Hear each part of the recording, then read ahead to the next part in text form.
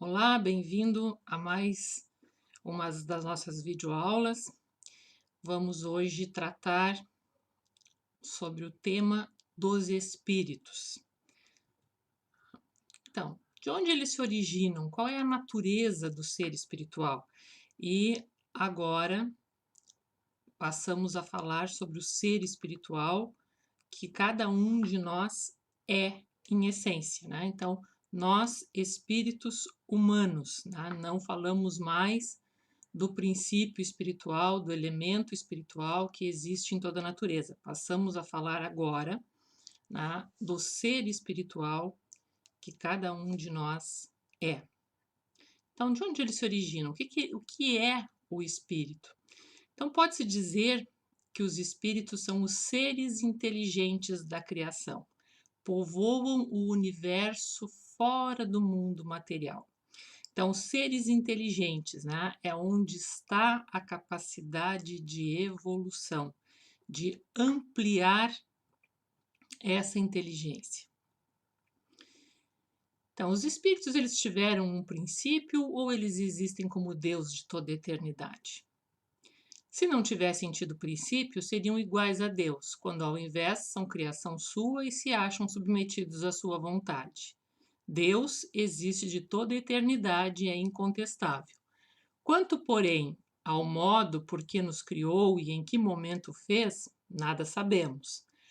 Podes dizer que não tivemos princípio, se quiseres com isso significar que, sendo eterno, Deus há de ter sempre criado ininterruptamente. Mas quando e como cada um de nós foi feito, repito-te, ninguém o sabe. Aí é que está o mistério. Então, em que momento se deu a transformação de cada um de nós em princípio espiritual, em ser espiritual? Isso é uma incógnita, depende do tempo de evolução de cada um. Então, pois há dois elementos gerais no universo, o elemento inteligente e o elemento material. Poder-se-á dizer que os espíritos são formados do elemento inteligente, como os corpos inertes o são do elemento material, né? Lembrando daqueles elementos gerais do universo que nós falamos alguns vídeos atrás. Evidentemente, os espíritos são a individualização do princípio inteligente, como os corpos são a individualização do princípio material. A época e o modo porque essa formação se operou é que são desconhecidos, né? Então, vamos ver que aqui nós temos uma característica já do ser espiritual, tá? Ele é inteligente, aliás, temos duas, né? Ele é o ser inteligente e ele é uma individuação, portanto, ele é uma individualidade. Ele é um ser consciente, ele sabe quem ele é, né? Ele tem uma personalidade absolutamente própria, ele é um indivíduo, tá? Nunca perderá essa característica. Então vamos lá, recordando, né? Os elementos gerais do universo, Deus, o Criador, a inteligência suprema, os outros elementos, né? O princípio espiritual, o princípio material, ou espírito e matéria, o elemento que une um ao outro, né? O fluido universal. Nesse fluido universal, as transformações que ele pode sofrer, né? Quando se liga a outros elementos, como o fluido magnético e o fluido elétrico, e vamos ter o fluido vital, né, que nós falamos bastante, né, quando está em conexão com o corpo físico, né, com o elemento material, dando origem aos seres orgânicos, né? E agora temos, né, do lado do princípio espiritual, a evolução gerará o ser espiritual, esse ser que cada um de nós é, né, o ser imortal que nós somos. Então, a criação dos espíritos é permanente ou se deu na origem dos tempos? Permanente, né? Isso nós já sabemos, a criação é constante. Os espíritos se formam espontaneamente ou procedem uns dos outros? Ou seja, será que assim como os corpos, né, formou-se o corpo físico e a partir dali ele passou a se reproduzir, tá? A, a, a perpetuação da espécie se deu através da reprodução, né, a perpetuação e a proliferação. Então, será que os espíritos também têm estão sujeitos a essa lei de reprodução, assim como nós, como o ser material, como quando estamos encarnados? Vamos ver a resposta. Deus os cria como a todas as outras criaturas pela sua vontade, mas repito ainda uma vez, a origem deles é um mistério. Então, nós temos aqui, né, que a resposta a essa pergunta é negativa, não há reprodução, né, do ser espiritual, há uma evolução individualizada desse princípio, né, até que ele se torne espírito. E não há, né, como há no caso a lei de reprodução, que do relacionamento entre um homem e uma mulher, né, gerará um relacionamento sexual, poderá gerar uma criança, poderá gerar um outro ser material. Entre os espíritos não existe geração dessa espécie. Tá? O espírito ele passa por um processo de evolução do princípio espiritual até chegar ao ser inteligente, e esse é um processo individual, é solitário. Como se pode definir uma coisa quando faltam termos de comparação e com uma linguagem deficiente? Pode um cego de nascença definir a luz? Isso os espíritos responderam a Kardec quando ele questionou se o espírito era alguma coisa, se ele era um ser material, né? Se ele tinha alguma, né? Se ele tinha era composto de alguma forma de matéria. E eles responderam isso, que era muito difícil para a nossa linguagem, para as coisas que nos cercam, as referências que temos, eles descreverem o que era o ser espiritual. Né? Por isso que eles dão essa colocação, se poderia um cego de nascença definir o que seja a luz. Né? Muito difícil. Então eles dizem que imaterial não era o termo. Incorpóreo seria mais exato, pois deves compreender que, sendo uma criação, o espírito há de ser alguma coisa. É a matéria quintessenciada, mas sem analogia para vós outros, e tão etérea que escapa inteiramente ao alcance dos vossos sentidos. Só vamos recordar um pouquinho lá naquela videoaula que a gente falou sobre os diversos estados da matéria, né? Em que os espíritos bem no início já diziam que existe matérias em estado que nós absolutamente desconhecemos, e aí nós vimos, né, os 3 estados, depois logo em seguida a descoberta do 4º, após, né, a publicação do Livro dos Espíritos, e que atualmente existem em investigação, em estudo, uma série de estados da matéria. Pois muito bem, o que nós temos aqui é a colocação dos espíritos de que o ser espiritual, ele é alguma coisa, ou seja, ele é algum estado de matéria que nós ainda desconhecemos, né? Tanto que eles usam a expressão quintessência, né? Já que é extremamente sutil. Nós conhecíamos a época do Livro dos Espíritos, 3 estados, o 4º estado posterior seria ainda uma 5ª essência. Né?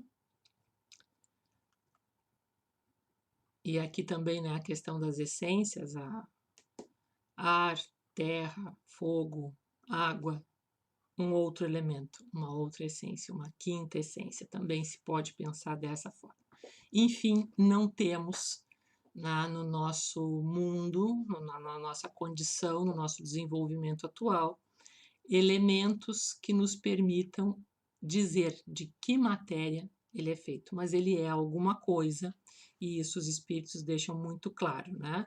Portanto, o espírito tem também como característica ser incorpóreo, ou seja, ele não possui um corpo como nós conhecemos, mas ele é alguma coisa. Os espíritos têm fim? Compreende-se que seja eterno o princípio de onde eles emanam, mas o que perguntamos é se suas individualidades têm um termo, e se em dado tempo mais ou menos longo o elemento de que são formados não se dissemina e volta à massa de onde saiu, como sucede com os corpos materiais. Então, aqui, né, o que a gente tem nessa colocação?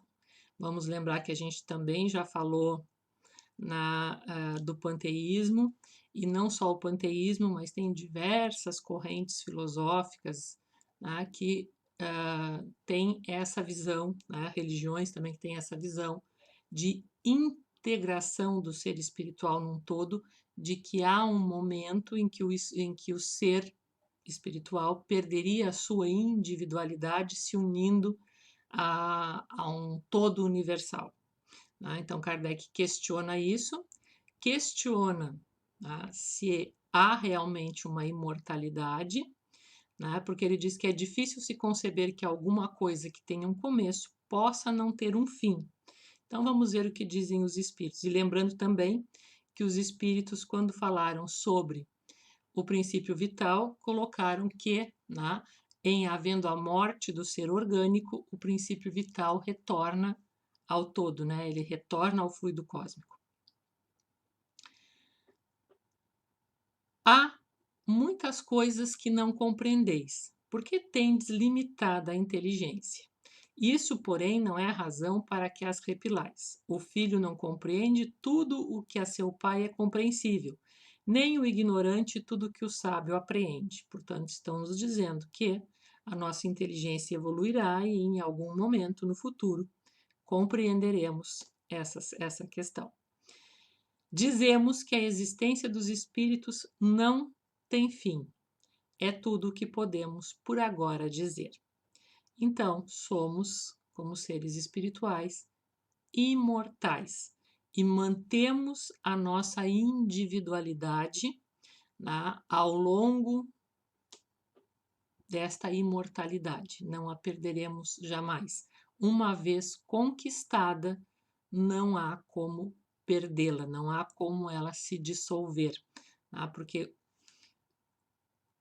há a lei de evolução, né? Então nós vamos sempre avançando sem regredir jamais. Então, onde vivem os espíritos? A espiritualidade chama o mundo espiritual de mundo normal ou primitivo. E eu peço a atenção de vocês para as imagens, né, que a gente tem usado, porque a gente também procura passar as ideias de acordo, né? Então aqui a gente tem uma ideia que representa um pouquinho esse mundo normal e primitivo, mostrando que eles estão integrados, né? Não vamos pensar o mundo espiritual, tá lá no céu, tá nos fundos, no centro da Terra, onde será? O mundo espiritual é simplesmente uma outra dimensão, né? E o mundo material e o mundo espiritual estão em íntima conexão, né? Tanto que aqui a gente tem nessa imagem uma visão, né, de que esses mundos se interpenetram. Temos essa ideia. Novamente, aqui também temos a mesma ideia representada, assim como nas imagens anteriores, também vocês devem ter notado, né, que a gente sempre procura colocar essa imagem, porque é exatamente essa a ideia que os espíritos nos dão, né? De uma ideia de uma absoluta normalidade de convivência entre o mundo material e o mundo espiritual. Aliás, melhor que normalidade, naturalidade. Tá? É de total naturalidade a convivência, a íntima relação, né? E as conexões entre esses dois mundos. Então aí Kardec pergunta, né, se os espíritos constituem um mundo à parte fora daquele que nós vemos. Sim, o mundo dos espíritos ou das inteligências incorpóreas. Então é fora do mundo que nós vemos, mas não é fora do mundo em que nós vivemos. É numa outra dimensão, né, desse mesmo mundo. Qual dos dois? O mundo espírita ou o mundo corpóreo é o principal na ordem das coisas? O mundo espírita, que pré-existe e sobrevive a tudo. Lembrando, né, quando nós falamos daqueles elementos gerais do universo, e agora há pouco recordamos na lâmina, algumas lâminas atrás, onde fica a inteligência? A inteligência fica no elemento espiritual, portanto, ele é o principal, ele é o que é pré-existente, é o que cria. Tá? O mundo material é consequência. É necessária essa ligação, a gente vai estudar logo adiante o porquê. Né? A gente já viu que é preciso que o espírito se una à matéria para intelectualizar a matéria, usa ela como uma ferramenta para a sua evolução, mas é o princípio, é o ser espiritual, é o mundo espiritual que detém a capacidade de inteligência e de criação. Portanto, o mundo espírita, ele pré-existe e ele sobrevive ao mundo material. A característica de imortalidade é do ser espiritual, não do mundo material. Né? É o mundo espiritual, são os seres espirituais que são imortais. O mundo material, o ser encarnado, o corpo físico é mortal. Então, este mundo ele é pré-existente, então ele é anterior ao nosso mundo físico e ele sobreviverá, né, ainda que este nosso mundo físico venha algum dia, em algum momento, a se exterminar. O mundo corporal poderia deixar de existir ou nunca ter existido sem que isso alterasse a essência do mundo espírita? De certo, eles são independentes. Contudo, é incessante a correlação entre ambos, porquanto um sobre o outro incessantemente reagem. Então, estes dois mundos, eles estão em íntima conexão, em íntima relação, eles se derramam um sobre o outro. Muitas vezes, no senso comum, se tem a ideia de que os espíritos estão sempre interferindo no mundo material. As pessoas acham que, tem um espírito que me perturba, tem alguma coisa estranha na minha casa. Então, pensam que esse mundo espiritual é que perturba o mundo material, ou a quem eles pedem proteção. Mas, assim como nós podemos sofrer uma perturbação ou proteger o mundo espiritual, o mesmo se dá em relação à nossa conexão, nós encarnados, nós pertencentes ao mundo material nesse momento. Nós agimos sobre o mundo espiritual também. E isso é muito importante que a gente grave desde agora. Como? Porque nós somos espíritos encarnados neste momento. O mundo espiritual é somente um mundo composto por espíritos sem um corpo físico. A capacidade de pensar, a individualidade, aquilo que cada um de nós é, sente, pensa, acredita, isso é a essência imortal, isto é o ser espiritual. Então, o mundo espiritual ele é composto por seres exatamente iguais a nós, apenas sem a matéria física. O pensamento e os sentimentos são os nossos grandes elos com o mundo espiritual. Então, através do nosso pensamento, nós podemos interferir nesse mundo espiritual, assim como esse mundo espiritual também, tá, vai ser através do pensamento que vai agir sobre o mundo material. Tá? Então, aqui a gente tem algumas coisinhas para a gente pensar. Temos nessa imagem aqui, vamos ver ali, está representado no desenho, um homem bebendo, bebida alcoólica. E vemos ali que tem uma figura até bem assustadora, né, com garras e tal, representando um ser espiritual de nível de pouquíssima elevação, né, bastante inferior, bastante sofrido. E mostrando que existe uma ligação, né? Todos os nossos vícios, eles podem ser potencializados por espíritos que tenham ainda no mundo espiritual o mesmo vício, quer dizer, quando a gente desencarna ou quando alguém falece, ele não vira santo por isso, ele continua sendo o que ele sempre foi, com os seus vícios, com as suas virtudes. Não é porque ele vai para o mundo espiritual que de uma hora para outra, suponhamos, como o exemplo que aqui está, né, tenha sido alcoólatra, que ele desencarnou e vai deixar de ser. Ele continuará sendo e continuará sentindo as mesmas necessidades que tinha enquanto estava encarnado. Por isso que muitas vezes, né, esses espíritos acabam se aproximando de outras pessoas com as quais eles têm alguma forma de afinidade, seja pelos vícios, seja pelos pensamentos, pelos desejos, pelos sentimentos, enfim, para compartilhar as energias e as experiências que aquela pessoa encarnada vai usufruir com aquela substância que ela vai sentir.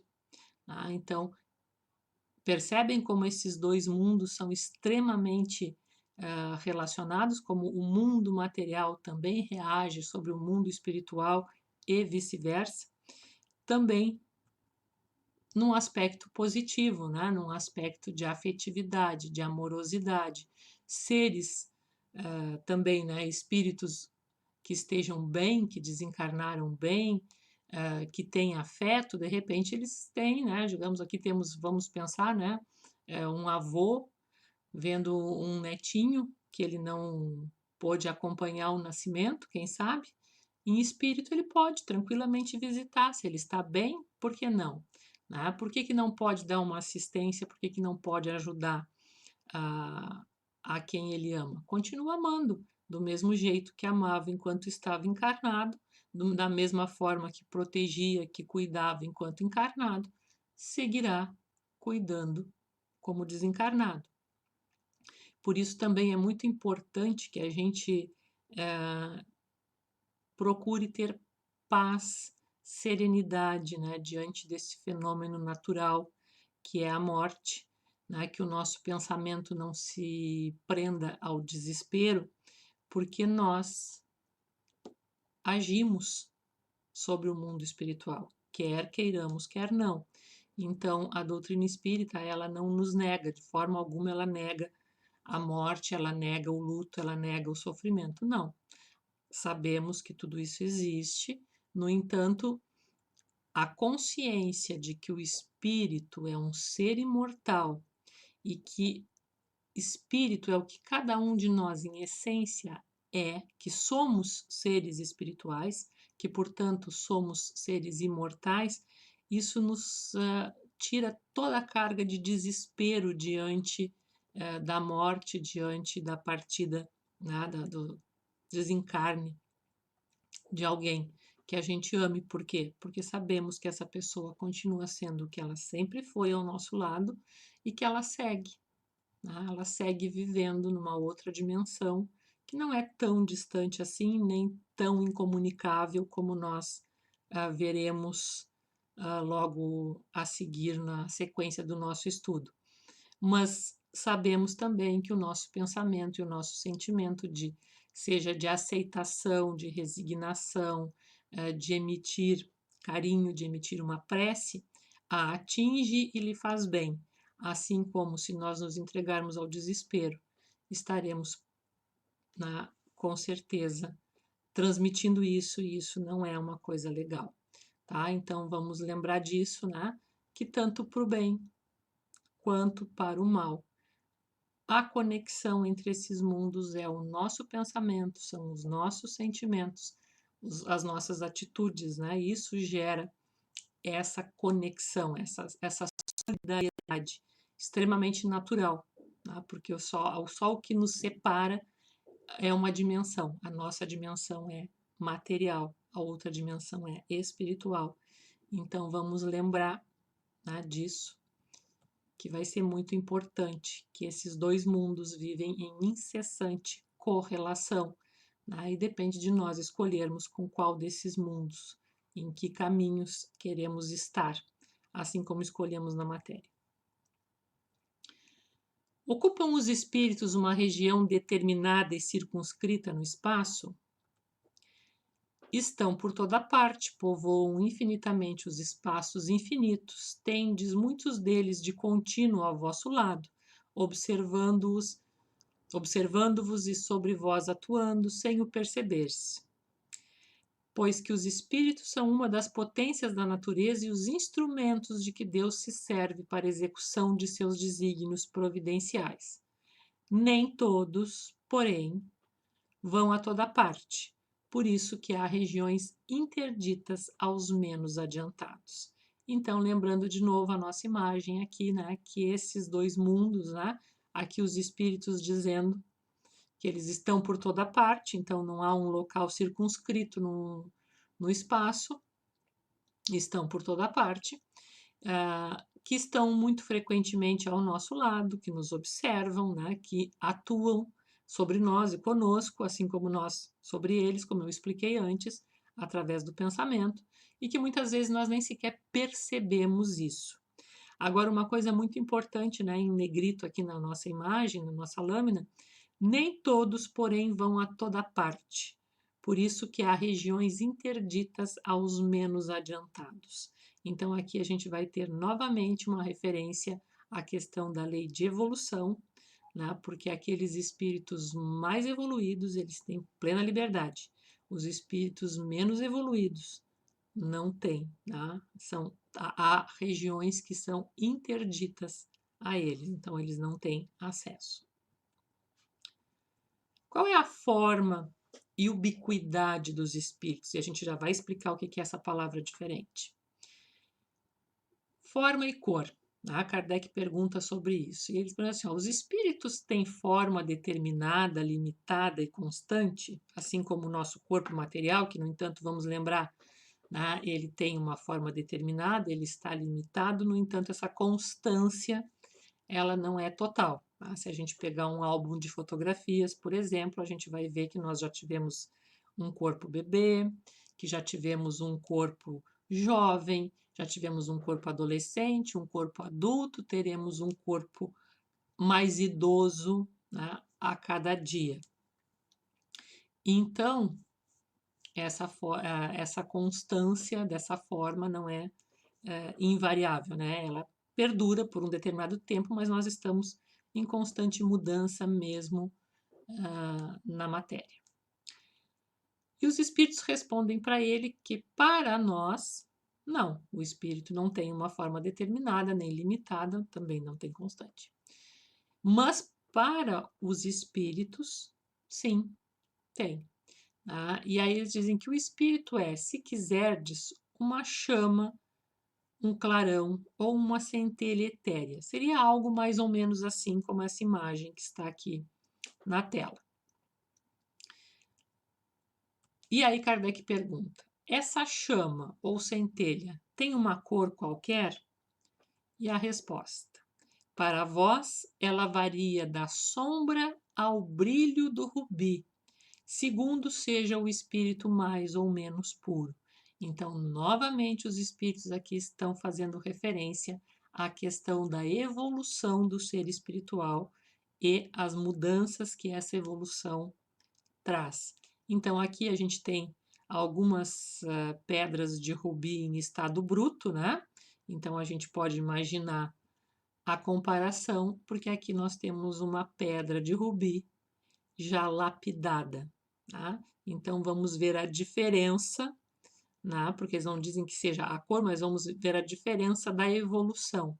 Vamos avançar como seres espirituais desde pedras brutas até, né, que pelo burilamento, pela lapidação, pelo trabalho, pelas diversas encarnações que nós vamos ter, e vamos falar sobre isso logo a seguir, nós vamos nos transformando em pedras preciosas, né? Vamos adquirindo, o ser espiritual vai evoluindo e vai mudando o seu aspecto também, vai deixando de ser, né, essa aparência de sombra para adquirir o brilho do rubi.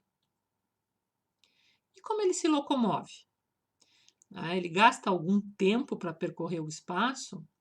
E os espíritos dizem que sim, mas que, no entanto, isso é feito com a rapidez do pensamento. E aí ele pergunta, mas o pensamento não é a própria alma que se transporta? E aí, fazendo uma colocação, nós somos o que pensamos? Não, nós não somos o que pensamos, nós somos o ser que pensa. E é isso que os espíritos nos respondem, né? Quando o pensamento está em alguma parte, a alma também aí está, pois que é a alma quem pensa, o pensamento é um atributo, né? E isso é muito importante que a gente tenha bem claro, tá? Porque o ser espiritual é o ser que pensa, portanto, nosso pensamento, ele é algo passível de ser educado. Nós precisamos trabalhar sobre o nosso pensamento e não sermos escravos disso que é um atributo nosso, né? Muito bem. E a consciência dessa locomoção, como é que é? O espírito que se transporta de um lugar ao outro tem consciência da distância que percorre, dos espaços que atravessa, ou é subitamente transportado ao lugar que quer ir? Tipo, pensei e lá estou. Dá-se uma e outra coisa. O espírito pode perfeitamente, se o quiser, inteirar-se da distância que percorre, mas essa distância pode desaparecer completamente, dependendo isso da sua vontade, bem como da sua natureza mais ou menos depurada.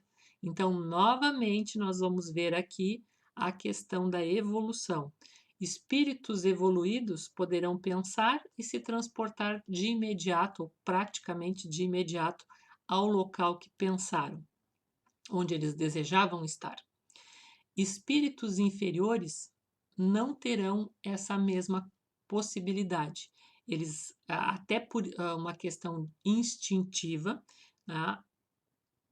se direcionarem, serem levados, pensaram e estão naquele local. Mas é muito frequente que os espíritos, ainda sem uma consciência maior, sem uma evolução maior, se comportem exatamente como se encarnados estivessem. Então, se eles precisam ir a algum local, eles vão caminhar muito tempo até chegar a esse local, ou vão tentar caronas, etc. Enfim, vão tentar meios de chegar a esse local, tá? Mas tanto uma quanto a outra são possíveis, e isso, né, vai depender da evolução do espírito. Os espíritos evoluídos, obviamente, com muito maior facilidade. A matéria opõe obstáculo ao espírito, né? Tipo aquele videozinho que vive passando, né, pela internet, pega um copo, coloca lá umas quantas bolinhas, depois coloca areia, depois coloca água, ou seja, vai sempre havendo espaço naquilo que a gente pensa estar cheio, que ainda não está, né? Existe sempre um espaço que a matéria possibilita. E aí, para o espírito, a matéria seria um obstáculo? Ele teria que parar diante de uma parede, diante de uma porta, diante de um móvel? E aí a resposta é que nenhum. Eles passam através de tudo. O ar, a terra, as águas e até mesmo o fogo lhes são igualmente acessíveis, porque eles são de uma matéria totalmente diversa, né? De um estado muito mais sutil do que todos esses que nós vivenciamos. Então, a gente tem aqui uma imagem, né, mostrando, passando essa ideia, né, de que a matéria não oferece obstáculos aos espíritos, salvo aqueles espíritos, como eu falei antes, mais inferiorizados, que muitas vezes se comportam como se encarnados estivessem. Cada espírito é uma unidade indivisível, mas cada um pode lançar seus pensamentos para diversos lados, sem que se fracione para tal efeito. Nesse sentido unicamente que se deve entender o dom da ubiquidade atribuído aos espíritos. E aí apareceu a palavrinha aquela, né? Então, nós temos aqui mais a característica da indivisibilidade do espírito, quer dizer, nós nunca vamos nos dividir, mas espíritos superiores têm a capacidade de irradiarem o seu pensamento para diversos lugares ao mesmo tempo. Então, a gente colocou aqui uma imagem do Sol, né? E lá temos a Terra. Então, a gente sabe que o Sol, ele é um só, mas os seus raios atingem a Terra, atingem vários lugares da Terra ao mesmo tempo.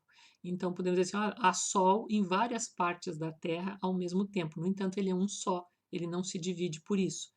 Essa mesma situação ocorre com os espíritos superiores.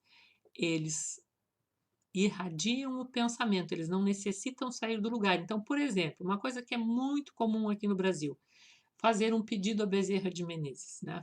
A pessoa está se sentindo, tem algum problema de saúde, faz uma prece para Bezerra de Menezes e temos inúmeros depoimentos de pessoas que de fato são atendidas no seu pedido. Muito bem, será que o Bezerra de Menezes sai de onde quer que ele esteja e vai a cada lugar? Bom, e aí, como fica? Eu estou aqui, eu faço esse pedido, você que está me assistindo também faz esse pedido. Será que ele vai estar nesse mesmo momento com nós as duas? Como? Não com a presença, né? Não com a. Não, realmente não com a presença espiritual, ele não está, mas ele se comunica conosco e atende aos nossos pedidos ao mesmo tempo através do pensamento. Que o pensamento, os espíritos, eles têm esse dom que chamam de ubiquidade, que semelhante ao Sol. São um só, permanecem únicos, não se dividem, mas eles são capazes de atender a várias solicitações ao mesmo tempo, ou quase, né? Questões de frações de segundo, sem que precisem estar naquele local ao mesmo tempo. Isso também explica como que um espírito pode se comunicar com um médium em Pelotas e ao mesmo tempo com um outro médium, vamos dizer assim, lá em Paris. Né? Perfeitamente possível, ou em Lisboa, ou em qualquer outro, ou em São Paulo, qualquer outra cidade que vocês queiram pensar. Porque ele emite o pensamento, o seu sentimento, né? As suas energias, a sua vibração, né? Mas ele não precisa sair do lugar para isso, e é isso que se chama ubiquidade. Tem os espíritos o dom da ubiquidade? Por outras palavras, um espírito pode dividir-se ou existir em muitos pontos ao mesmo tempo? Não pode haver divisão. Então vejam que o Kardec insistia nas perguntas, né? Muitas vezes vocês vão observar, principalmente se fizerem a leitura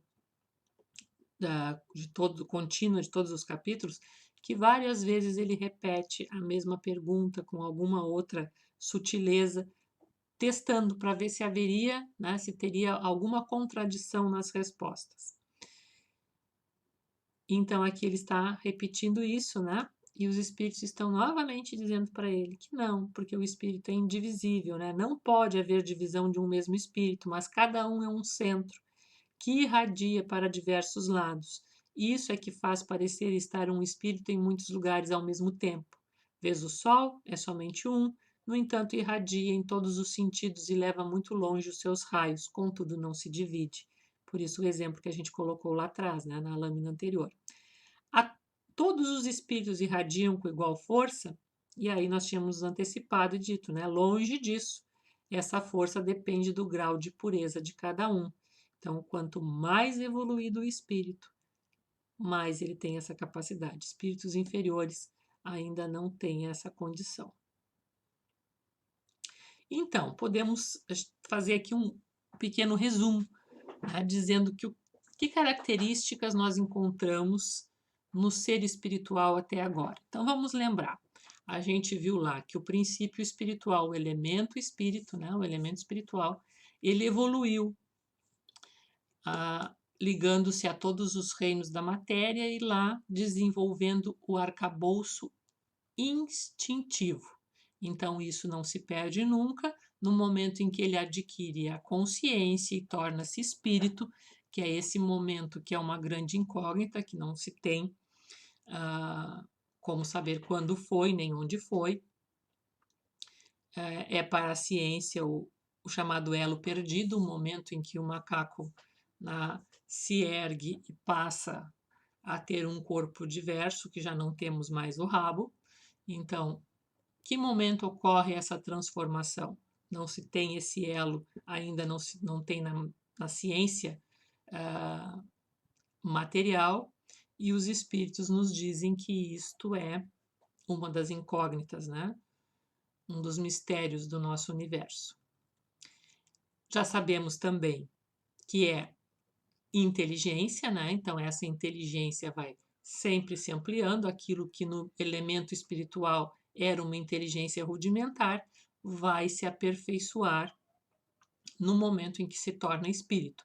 Então, ao se tornar um ser espiritual, ele tem um arcabouço instintivo pleno, a inteligência rudimentar que irá avançar de acordo com a sua evolução. Ele tem individualidade, que não perderá jamais.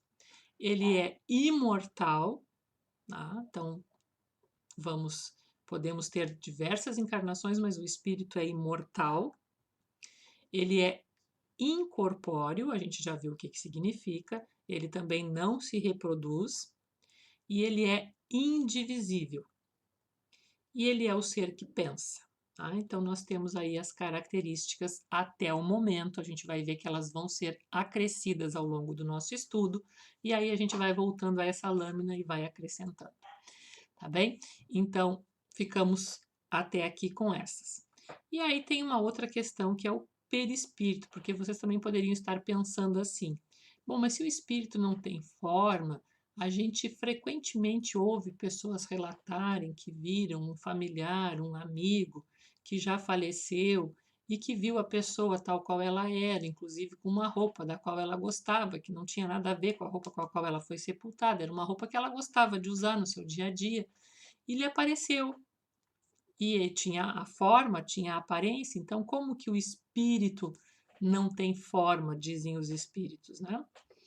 Porque o que nós vemos quando referimos estar diante de uma visão espiritual, de estarmos vendo um ser espiritual, o que nós, na verdade, estamos vendo é o perispírito. Vamos ver o que é isso? É o espírito propriamente dito, nenhuma cobertura tem, ou, como pretendem alguns, está sempre envolto numa substância qualquer. Envolve uma substância vaporosa para os teus olhos, mas ainda bastante grosseira para nós. Assaz vaporosa, entretanto, para poder elevar-se na atmosfera e transportar-se aonde queira. Então, o espírito é aquela chama que tem, que vai da sombra ao brilho do rubi, conforme a sua evolução, mas envolvendo essa chama existe uma outra substância, né? Que é vaporosa, que para nós, né, pode ser muito pouca coisa, mas para os espíritos ela já é, né, uma semimatéria, mas que ainda assim ela é tão mais sutil do que a matéria que nós temos, que permite que se eleve, né, que, como a gente diz assim, que voe, né, que se transporte para onde queira rapidamente pelo pensamento. Então, envolvendo o germe de um fruto, há o perisperma. Do mesmo modo, uma substância que, por comparação, se pode chamar perispírito, serve de envoltório ao espírito propriamente dito. Tá? E de onde tira o espírito o seu envoltório semimaterial? Do fluido universal de cada globo, razão porque não é idêntico em todos os mundos. Passando de um mundo ao outro, o espírito muda de envoltório como mudais de roupa. Assim, quando os espíritos que habitam mundos superiores vêm ao nosso meio tomam um perispírito mais grosseiro, é necessário que se revistam da vossa matéria, já o dissemos. Bom, então, o que quer dizer quando um espírito vem ao nosso mundo?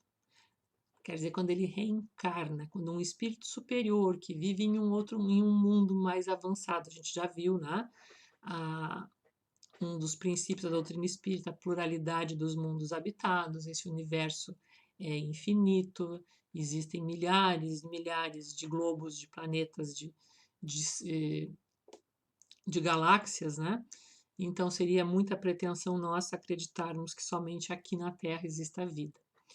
Então, um espírito que viva num desses outros mundos, que ele possa vir reencarnar na Terra por algum motivo, quando ele vem deste outro mundo, ele vai retirar do mundo, do nosso mundo aqui, do nosso planeta, que é envolvido, né, por este fluido universal, por essa energia cósmica própria do nosso mundo, ele vai retirar desse nosso mundo esse envoltório, essa substância que o envolve, né, que tem as características da nossa matéria, e com ela vai animar, vai se relacionar com o mundo material aqui, né? Vai se ligar ao corpo físico aqui.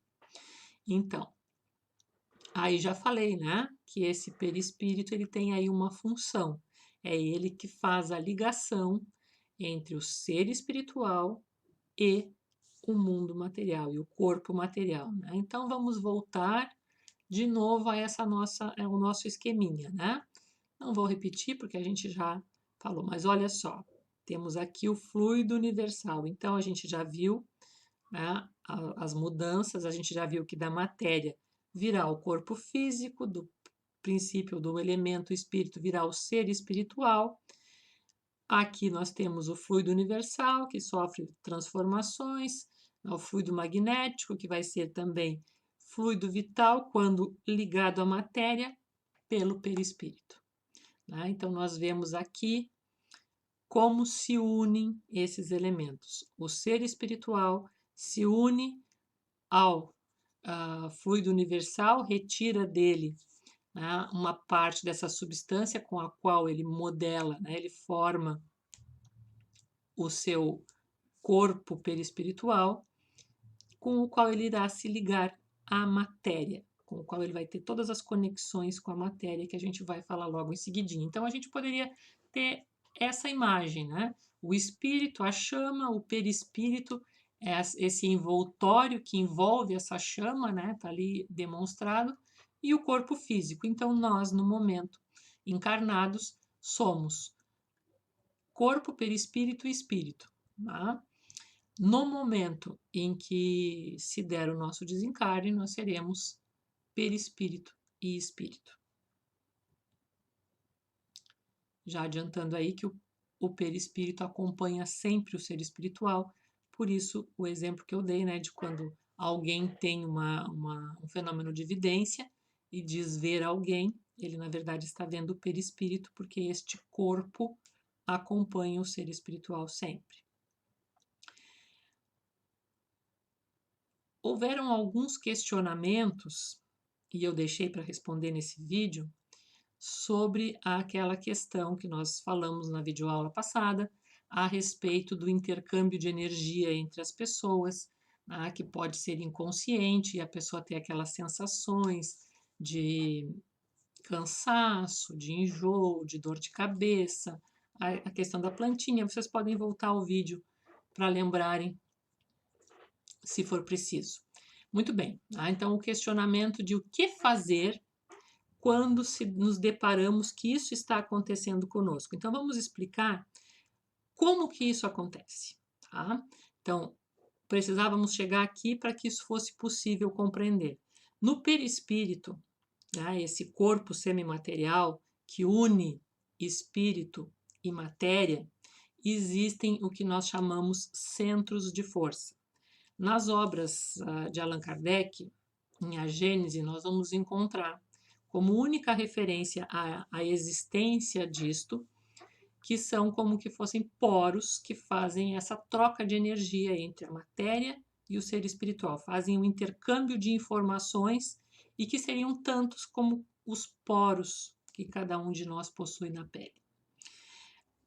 Vocês vão encontrar, se procurarem na filosofia indiana, nas religiões de origem indiana, na medicina chinesa, vocês vão encontrar assim uma diversidade de centros de força ou chakras, como também são conhecidos, né?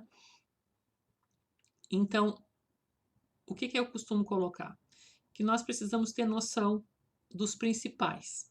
E aí a gente se reporta ao trabalho do André Luiz pelo Chico Xavier, né? Em que ele coloca, no estudo no livro Mundo Maior, a existência desses centros de força.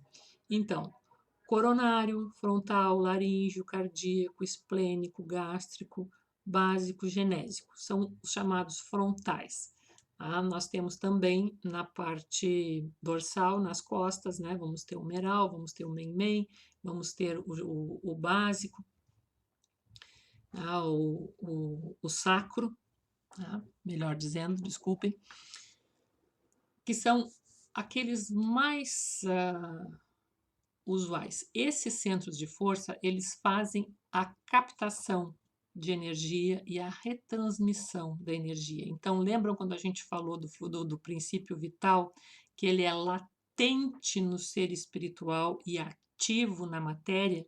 Ele é latente por quê? Porque a capacidade de fazer essa conversão ou essa transformação do fluido magnético em fluido vital é dos centros vitais, é dos centros de força, dos chakras.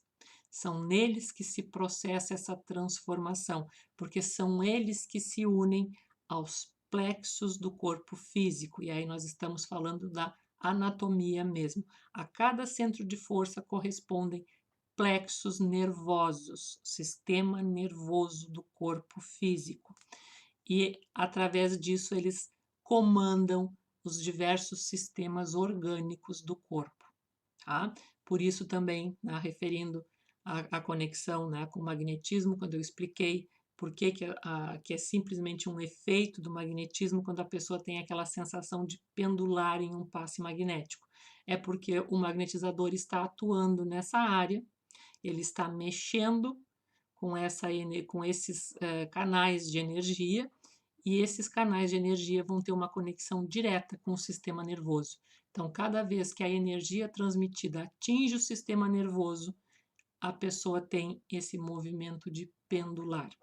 E é por isso também, porque esse canal é feito e ele funciona instintivamente, que muitas vezes, quando nós nos deparamos com alguém que necessite de energia vital, ela simplesmente vai fluir em direção a essa pessoa, porque esses centros de força eles funcionam de forma a expelir energia e também a absorver energia. Então, quando nós nos deparamos com alguém que necessita, é expelida energia.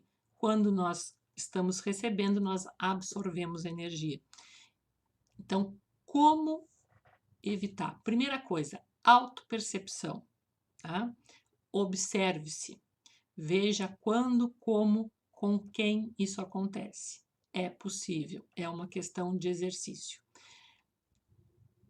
Estando consciente de como, onde, por quê, com quem, qual é o caminho? O caminho que essa energia flui é por esses centros de força que estão aí, colocados nessa imagem. Então, não fique numa posição frente a frente com essa pessoa, porque aí é que essa conexão vai fechar. Então, simplesmente assim, fique de lado, acho que no vídeo aqui não dá para ver que eu movimento a cadeira para o lado, mas faça isso, fique em diagonal, fique de lado, afaste-se, fique a uma distância agora nessa época de Covid-19, mais de 2 metros é ótimo, você já vai estar numa boa distância, vai impedir contaminação e vai impedir também uma troca de energia indesejada. Por hora, só para quem está começando, isso já é muito bom. Se isso tudo se mesmo assim aconteceu uma troca de energia que deixa a pessoa mal, saia para caminhar, respire ar puro, tome bastante água, ingira uma fruta e isso vai melhorar, tá bem? E aqui a gente tem aí também uma imagem, né, já das conexões com os plexos orgânicos. Vejam que está ali, né, a coluna vertebral, o cérebro e essas conexões ligando corpo físico e atuando. É uma área muito bonita de estudo, muito longa, isso dá um curso, então vamos passar para o nosso outro tópico. Esse envoltório semimaterial do espírito tem formas determinadas e pode ser perceptível? Tem a forma que o espírito queira. É assim que este vos aparece algumas vezes, quer em sonho, quer no estado de vigília, e que pode tomar forma visível, mesmo palpável. Tá? Então, o perispírito ele pode se tornar mesmo palpável. Tá?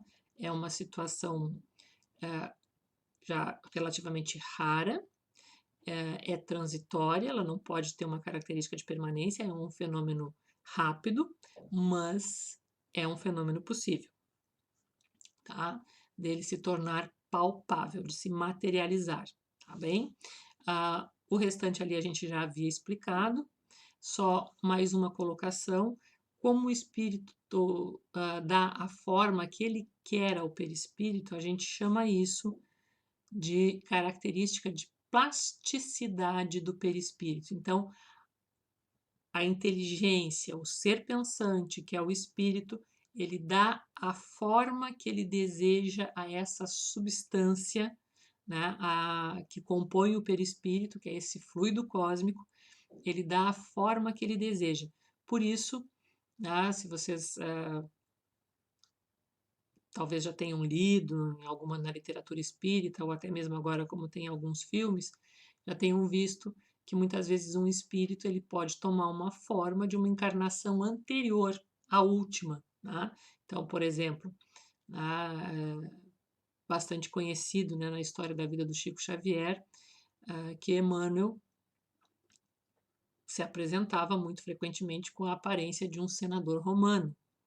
No entanto, ele também aparecia com a aparência, com a forma de uma das suas últimas encarnações como um padre jesuíta que esteve pelo Brasil já logo nos primeiros tempos, né, da nossa colonização.